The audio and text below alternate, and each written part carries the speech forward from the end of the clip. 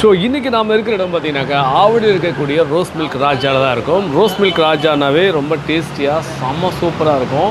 Especially அந்த clean and நீட்னஸாக அந்த ஒரு குவாலிட்டி இருக்கும். ஸோ இன்றைக்கி நாங்கள் வந்து ரோஸ் மில்க் மட்டும் தான் எடுத்திருக்கோம். ஸோ இது வந்து பார்த்தீங்கன்னா டேட்ஸ் மில்க், ரோஸ் மில்க், இது மாதிரிலாம் நிறைய வெரைட்டிஸ் இருக்குது. ஸோ எல்லாமே ஒவ்வொரு நாளும் ஒவ்வொரு சுவை இருக்குது, கண்டிப்பாக சுவைக்க போகிறோம். இப்போ நான் இருக்கிற இடம் பார்த்தீங்கன்னா ஆவடி. ஸோ ஆவடியில் நீங்கள் சர்ச் பண்ணிங்கன்னா நிறைய இடத்துல அதெல்லாம் ரேர் ப்ரைஸு. ஸோ வானகரத்தில் ஒன்று இருக்குது, அந்தன்னு பார்த்தீங்கன்னா இங்கே சென்னையில் ஆவடியில் இருக்குது. அந்தன்னு பார்த்தீங்கன்னாக்கா எங்கன்னா கூடுவாஞ்சேரியிலேருந்து ரோடு வந்தோம்னு வச்சுக்கோங்க, வண்டலூர் ஜூலேருந்து வரும்ல, அந்த ஏரியாவில் ஒரு ரோஸ் மில்க் ராஜா இருக்குது. ஸோ தேடி தேடி ரோஸ் மில்க் ராஜாவில் குடிக்கிறது வழக்கம். ஸோ உணவு அப்படிங்கிறது ஒரு உன்னதமானது.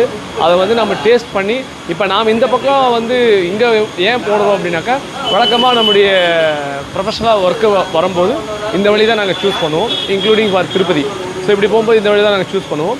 அப்படி சூஸ் பண்ணி போகும்போது இங்கே வந்து பார்ப்போம்.